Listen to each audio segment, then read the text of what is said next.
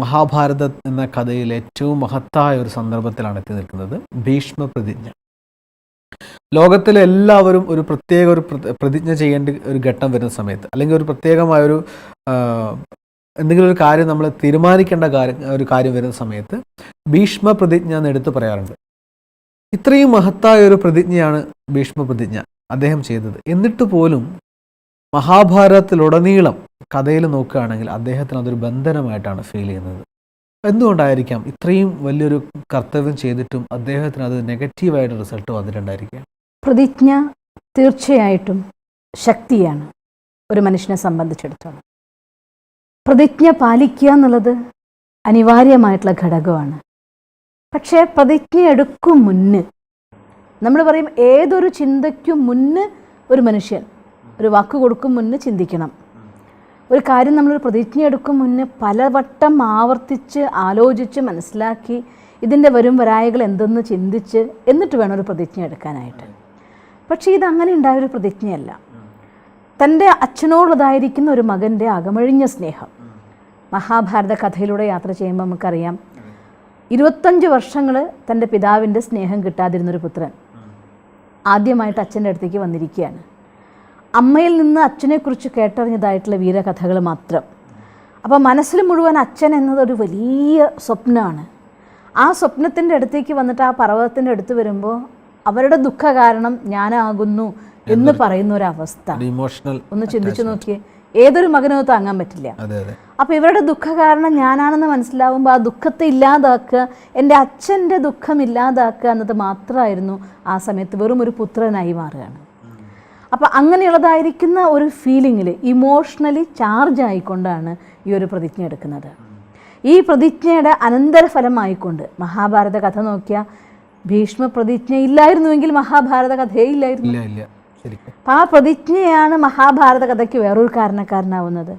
കാരണം ഭീഷ്മർ അഥവാ വിവാഹിതനായിരുന്നുവെങ്കിൽ, ഭീഷ്മരുടെ പുത്രന്മാർ രാജ്യാവകാശികളായി വരുന്നുവെങ്കിൽ ധർമ്മവും ശക്തിയും ഒന്നിക്കുന്ന സാമ്രാജ്യമാകുമായിരുന്നു. രണ്ടും രണ്ടാക്കുകയും പ്രതിജ്ഞ എന്തായിരുന്നു? എനിക്ക് ഒരു വരം ചോദിച്ചത് കഴിഞ്ഞ ശേഷം എനിക്ക് ധർമ്മവും ശക്തിയും ഒന്നിച്ച് ഹസ്തിനാപുരത്തിൽ വാഴും വരെ ജീവിച്ചിരിക്കണം എന്ന്.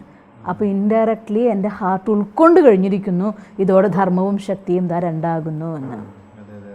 ശരിയല്ലേ? ചിന്തിച്ച് നോക്കിയേ. അപ്പോൾ എനിക്ക് ഇമോഷണലായിട്ട് ഞാനൊരു തീരുമാനം എടുക്കുമ്പോൾ ആ പ്രതിജ്ഞയാണ് പലപ്പോഴും അശാന്തമായിരിക്കുന്ന മനസ്സിനെ ശാന്തമാക്കാൻ വേണ്ടിയാണ് പ്രതിജ്ഞ എടുക്കുന്നത്, അല്ലാതെ ശാന്തമായ മനസ്സിൽ നിന്നല്ല പ്രതിജ്ഞ എടുക്കുന്നത്. അങ്ങനെയുള്ള പ്രതിജ്ഞകൾ അത് ആർക്ക് കൊടുത്ത വാക്കാണെങ്കിലും അത് മനുഷ്യന് സദാ ദുഃഖമായിട്ട് മാറുകയുള്ളൂ. അപ്പോൾ ഒരു പ്രതിജ്ഞ എടുത്ത ഒരാൾ ആ ഇമോഷണലായിട്ട് ചാർജായിട്ട് എടുത്തതാണെങ്കിലും ഏത് സാഹചര്യം കൊണ്ട് എടുത്തതാണെങ്കിലും ആ പ്രതിജ്ഞയ്ക്ക് വേണ്ടി അന്തിമ ശ്വാസം വരെ നിലനിൽക്കുകയാണ്. അതുകൊണ്ടാണ് ഭീഷ്മ പ്രതിജ്ഞയുടെ മഹത്വം. ഇന്നത്തെ ലോകം എന്ന് പറഞ്ഞു കഴിഞ്ഞാൽ വാക്കല്ലേ മാറ്റാൻ പറ്റുള്ളൂ, കയ്യും കാലും വെട്ടി മാറ്റാൻ പറ്റുള്ളൂ എന്ന് പറയുന്ന ലോകത്താണ് നമ്മൾ ജീവിക്കുന്നത്. ഒന്ന് ചിന്തിച്ചു നോക്കണം. അപ്പോൾ ഇവിടെ ഒത്തിരി പ്രാധാന്യമുള്ള കാര്യമാണ് വാക്ക് പറഞ്ഞാൽ വാക്ക് പാലിക്കുക എന്നുള്ളത്. പക്ഷേ ഈ വാക്ക് പറയുമ്പോൾ പ്രതിജ്ഞ ഞാൻ പാലിക്കണോ വേണ്ടേ എന്ന് ചിന്തിക്കുന്ന സമയം വരുമ്പോൾ ആ പ്രതിജ്ഞ എടുക്കും മുന്നേ ഞാൻ ആലോചിച്ചിട്ടേ പ്രതിജ്ഞ എടുക്കാവൂ എന്നതാണ്. അതുകൊണ്ട് നമ്മൾ നേരത്തെ പറഞ്ഞില്ലേ, SQ EQനെ കുറിച്ചൊക്കെ സംസാരിച്ചില്ലേ. കാരണം SQ സ്ട്രോങ് ആണെങ്കിൽ അവിടെ EQ നമ്മളെ കൺട്രോൾ ചെയ്യില്ല. EQനാണ് നമ്മളെ കൺട്രോൾ ചെയ്യുന്നതെങ്കിൽ ഞാൻ ഇപ്പോഴത്തെ ഈ സമയത്ത് എൻ്റെ ഹാപ്പിനെസ്, ഈ സമയത്തെ പ്രശ്നത്തിനുള്ള സൊല്യൂഷൻ അത് മാത്രമേ നോക്കുള്ളൂ. വിസ്ഡം, വിവേകം പ്രവർത്തിക്കില്ല. ആ ഒരു നോളജ് മാസ്റ്റേഴ്സായിട്ട് ആക്ട് ചെയ്യും. കാരണം എൻ്റെ അച്ഛന് ഞാൻ കാരണം ദുഃഖമുണ്ടോ എന്നാൽ ഞാൻ ആ ദുഃഖം ഇല്ലാതാക്കിയിരിക്കും. അതേസമയം അതുമൂലമുണ്ടാകാവുന്ന എൻ്റെ ധർമ്മത്തിൽ നിന്ന് കർത്തവ്യത്തിൽ നിന്നുള്ള വ്യതിചലനം അദ്ദേഹം ചിന്തിച്ചില്ല. ഒരു യുവരാജാവിനെ സംബന്ധിച്ചിടത്തോളം തൻ്റെ രാജ്യത്തോടുള്ള കടപ്പാടുണ്ട്, സ്വന്തം അച്ഛനോട് കടപ്പാടില്ലെന്നല്ല. നമ്മുടെ വേദങ്ങൾ നമ്മളെ പഠിപ്പിക്കുന്നത് പഞ്ചമഹായജ്ഞങ്ങളെക്കുറിച്ച്. തീർച്ചയായിട്ടും നമുക്ക് നമ്മുടെ മാതാപിതാക്കളോടും കടമയും കർത്തവ്യമൊക്കെ വേണം. പക്ഷേ അതിലപ്പുറം ഒരു രാജാവിനെ സംബന്ധിച്ചിടത്തോളം ധർമ്മങ്ങൾ എടുത്തു നോക്കുകയാണെങ്കിൽ നമ്മൾ പറയില്ലേ, സ്വധർമ്മം, നമ്മുടെ കുടുംബത്തോടുള്ള ധർമ്മമുണ്ട്, നമ്മുടെ സമൂഹത്തോടുള്ള ധർമ്മമുണ്ട്, നമ്മൾ ജീവിക്കുന്ന ദേശത്തോടുള്ള ധർമ്മമുണ്ട്, രാഷ്ട്രത്തോടുള്ള ധർമ്മമുണ്ട്. ഈ എല്ലാ ധർമ്മങ്ങളിലും വെച്ച് ഒരു രാജാവിനെ സംബന്ധിച്ചിടത്തോളം പ്രഥമ പ്രാധാന്യം എന്തിനുള്ളതാണ്? രാജ്യധർമ്മമാണ്. അതാണ് ആ സ്ഥാനത്തിൻ്റെ മഹത്വവും.